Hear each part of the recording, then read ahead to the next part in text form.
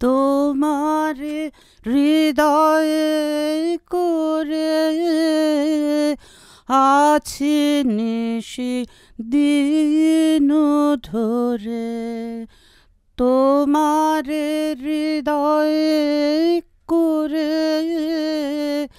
আছি নিশি দিন ধরে, যে থাকি আখি ভরে মুখের পানে। দাদার শোর ঘর থেকে ফোন আইছে। ও দে। হ্যালো। হ্যাঁ, গতকাল গুঞ্জা বাড়ি ফিরে বলল আপনি আমাকে ফোন করতে বলেছেন।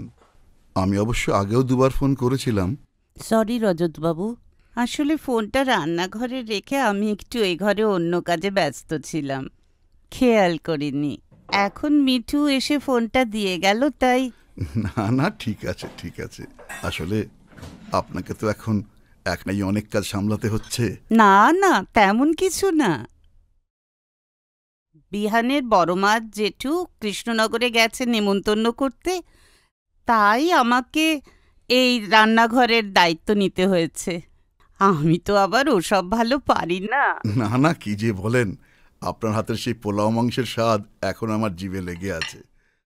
আপনি যদি দিদি ভাইয়ের হাতের রান্না খেতেন তাহলে আর এই কথা বলতেন না। কাকে ফোন করছো? এই অনুদি তোমাকে ফোন করতে বলেছিল, করেছো? আরে বাবা, আমি তো অনুদির সঙ্গে কথা বলছি। উমা তাই? কই দাও দাও দাও দাও না ফোনটা। দিদি কেমন আছো? তুমি নিশ্চয়ই খুব ব্যস্ত এখন, তাই না? না না, তেমন কিছু না, একটু ঘর গোছাচ্ছিলাম। বিহানের বাবার ছবিটা একটু পরিষ্কার করে রাখলাম। দেখতে দেখতে কতদিন হয়ে গেল না? হ্যাঁ, তা প্রায় 21 বছর। আর এই ঘরে বাইরে এতদিন ধরে সব তুমি একাই সামলাচ্ছ? আমি আর কই ঘর সামলালাম, দিদি ভাই তো এতদিন ঘর সামলেছেন, আজও সামলাচ্ছেন। চিন্তা করো না, আর কদিনের মধ্যেই তো তুমি ঘর সামলানোর মানুষ পেয়েই যাবে। আর আমিও গুঞ্জাকে খুব ভালো করে শিখিয়ে বুঝিয়ে রেখেছি যাতে ও একাই সব সামলে নিতে পারে। না, আসলে ওই ব্যাপারেই আমার কিছু কথা বলার আছে। কেন দিদি, মানে কোনো সমস্যা? হ্যাঁ, বলবো তো। আগামী রোববার তোমরা আমার এখানে খাবে, ওই দিন কথা হবে। ওই দিন আমি বিহান আর গুঞ্জাকে আইবুড়ো ভাত খাওয়াবো। ওমা, সে কি কথা? ওই দিন বিহান আইবুড়ো ভাত খাবে? কিন্তু দিদি, মা তো বিয়ের আগের দিন খাওয়ায়। হ্যাঁ, বিয়ের আগের দিন তো বিহানকে ওর বড় মা আইবুড়ো ভাত খাওয়াবেন। উনিই তো ওকে মানুষ করলেন, সংসার সন্তান উনিই তো সামলালেন। আমি আর ওকে কতটুকুই বা সময় দিতে পেরেছি। সত্যি দিদি, তোমাকে যত দেখি না একেবারে অবাক হয়ে যায়। কি যে বলো না মহুয়া। এই শোনো, রবিবার কিন্তু একটু তাড়াতাড়ি এসো ভাই। দিদি ভাই তো কৃষ্ণনগর গেছেন, আর আমি ওই আচার বিচার কিছু ভালো বুঝি না, তো তুমি বরং আমায় একটু শিখিয়ে পড়িয়ে নিও, কেমন? না না না, তুমি একদম চিন্তা করো না, আমরা তিনজন ঠিক সময় পৌঁছে যাব। রাখছি। এই অনুদি কি বললেন? সামনে রোববার আমাদের তিনজনকে নেমন্তন্ন করেছেন। ওই দিন বিহান আর গুঞ্জাকে একসাথে অনুদি আইবুড়ো ভাত খাওয়াবেন। বিহান কেউ? কিন্তু মাত্র বিয়ের আগের দিন আইবুড়ো ভাত খাওয়ায়? হ্যাঁ, অনুদি চান বিয়েতে মায়ের যা সব দায়িত্বগুলো আছে সেগুলো ওর বড় মা পালন করবে, কারণ বড় মাই তো ওকে মানুষ করেছে।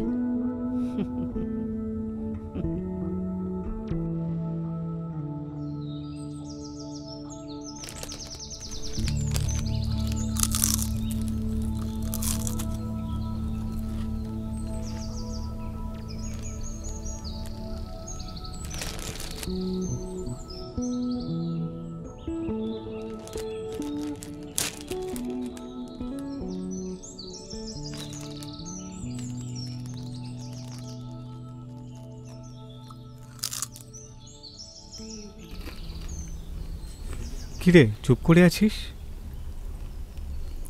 আমাদের সম্পর্কটা কেমন বদলে গেল বল। মানে? মানে ছোটবেলায় কেজি স্কুলে একসাথে আলাপ, বন্ধুত্ব, তারপর আমাদের সম্পর্কটা কেমন বদলে গেল বল। তা ঠিক, তবে ছোটবেলা থেকে যা কিছু প্রথম সবই আমরা একসাথে করেছি। বুঝলাম না। তুই এই সহজ ব্যাপারটা বুঝলি না? দেখ, আমাদের ছোটবেলা থেকে প্রথম অ আ ক খ এবিসিডি সবই আমরা একসাথে শিখেছি। এরপর আমরা প্রথম একসাথে প্রেম করেছি, চুমু খেতে শিখেছি একসাথে। তারপর আমরা একসাথে প্রথম সেক্স করেছি।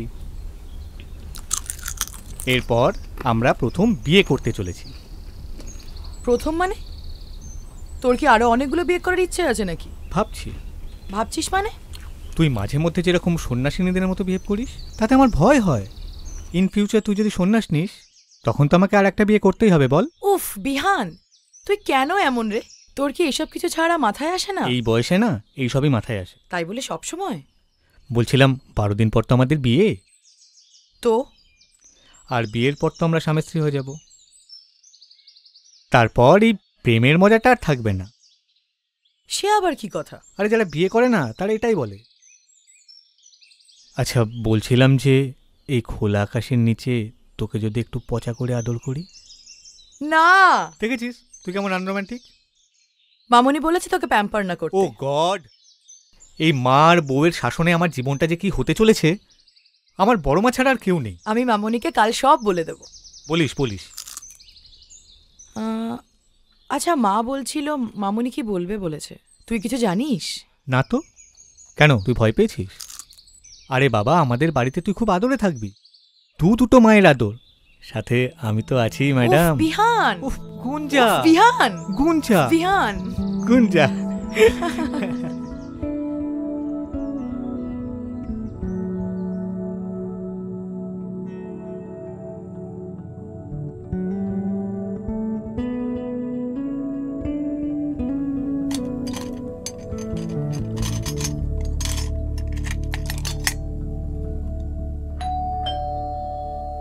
যাই।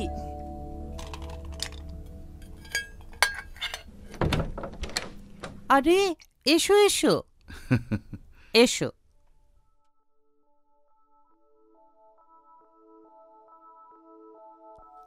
এসো বসো। বিহান, বিহান, ওরা এসে গেছে বাবা। ও, আপনারা এসে গেছেন? আপনাদেরই ফোন করতে যাচ্ছিলাম। আমি তো অনুদিকে বলেইছিলাম যত তাড়াতাড়ি সম্ভব চলে আসব। হ্যাঁ, এরপর মেয়ে শ্বশুর বাড়ি হয়ে গেলে মৌহা তো আর সবসময় আসতে পারবে না। ও মা, তাও কেন? ওরা বিয়ে করছে বলে কি আমাদের 20 বছরের পুরনো সম্পর্ক হঠাৎ করে বদলে যাবে? না না, একদমই না। বলছিলাম বিহান, এই মিষ্টিগুলো একটু ভেতরে নিয়ে জানা বাবা। এসব আবার কেন? তুমি তো বদলে যাচ্ছ মহুয়া।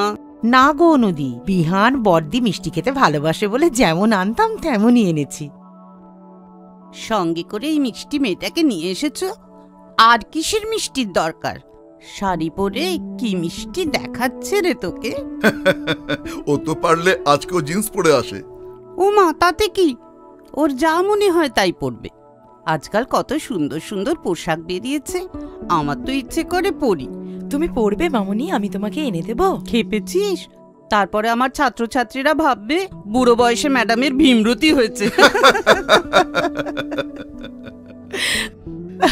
এই অনুদি, তোমাদের কেনাকাটা সব শেষ? না না, গুঞ্জাকে নিয়ে আমি আর দিদি ভাই একদিন বেরিয়েছিলাম, তারপর যা করার ওরাই করেছে।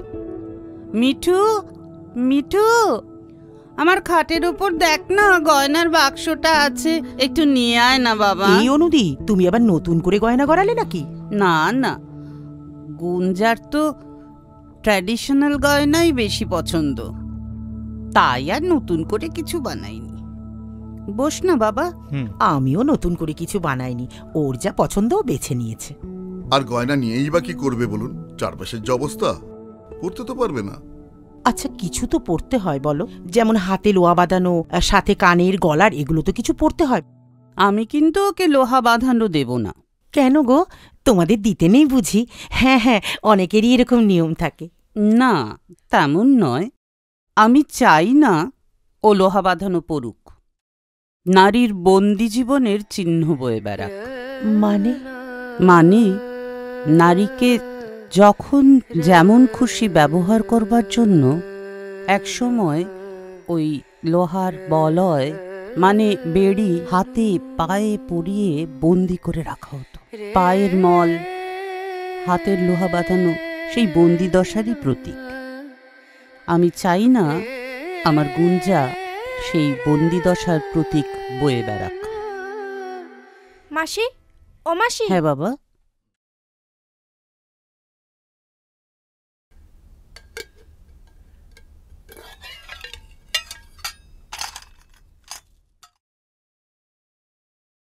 যখন যেটা ইচ্ছে সেটা পড়িস। অনুদি, এমন করে শুধু আপনিই ভাবতে পারেন। ভাববেন না কাকু, এখনো আরো অনেক ভাবনা আছে। আরো? বিয়ে করতে যাওয়ার সময় ছেলেরা বলে না যে মা তোমার জন্য দাসী আনতে যাচ্ছি, মামুনি বলে দিয়েছে সেগুলো যেন আমি একদম না বলি। কেন বলবে বলো তো? কত ভাগ্য করে এমন মিষ্টি একটা মেয়ে আমরা পাচ্ছি। রামমোহন, বিদ্যাসাগর থেকে শুরু করে রবীন্দ্রনাথ পর্যন্ত সবাই নারী মুক্তির জন্য লড়েছেন। আসলে কিন্তু নারী মুক্তির পথটা আমাদের নিজেদেরই তৈরি করে নিতে হয়। একদমই তাই। যেদিন থেকে সমাজে সব মা এমন করে ভাববেন না, সেদিন থেকে দেখবেন সমাজে শাশুড়ি বৌমার সম্পর্কের রসায়নটাই পাল্টে গেছে। রজতবাবু, আমার কিন্তু আপনার কাছেও একটা দাবি আছে। হ্যাঁ, বলুন না। আমি চাই না আপনি কন্যাদান করুন।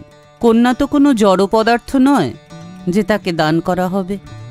নারীর গোত্রান্তর হবে, স্বামীর ধর্মগ্রহণ করে সে সহধর্মিণী হবে, অর্ধাঙ্গিনী হবে। কেন বলুন তো? পুরুষদের কি কোনো দায় নেই? গোত্র তো আমাদের শিকড়, সেটা কেন বদলাতে হবে? যে ধর্মকে ধারণ করে আমরা বেড়ে উঠি, স্বামী যদি অন্য ধর্মের হয় আমাদেরই ধর্মান্তরিত হতে হয় কেন?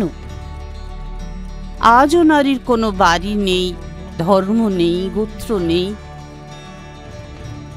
মহুয়া, তোমাকেও আমি একটা অনুরোধ করব। তুমি প্লিজ গুঞ্জাকে দিয়ে কনকাঞ্জলি দিও না। এক মুঠো চাল ছুঁড়ে দিয়ে কি মায়ের ঋণ শোধ করা যায় বলো? কিন্তু অনুদি, শাস্ত্রমতে নারায়ণ সাক্ষী করে বিয়ে দিলে এগুলো তো করতেই হয়। আমরা তো এখানেই ভুল করি মহুয়া। বিয়ে, পারলৌকিক ক্রিয়া, অন্নপ্রাশন এসবের কোনোটাই শাস্ত্রীয় বিধি নয়, সবটাই সামাজিক বিধি। গৌরীদান সতীদাহের মতোই। রবীন্দ্রনাথ কি বলেছেন জানো? আমরা ধর্মকে রক্ষা করবার জন্যই ধর্ম সমাজ গড়ি। একসময় ধর্ম সমাজই ধর্মের স্থান দখল করে বসে। হ্যাঁ, রবীন্দ্রনাথ তো এও বলেছেন, যাহা শাস্ত্র তাহা বিশ্বাস্য নয়, যাহা বিশ্বাস্য তাহাই শাস্ত্র। ঠিক তাই।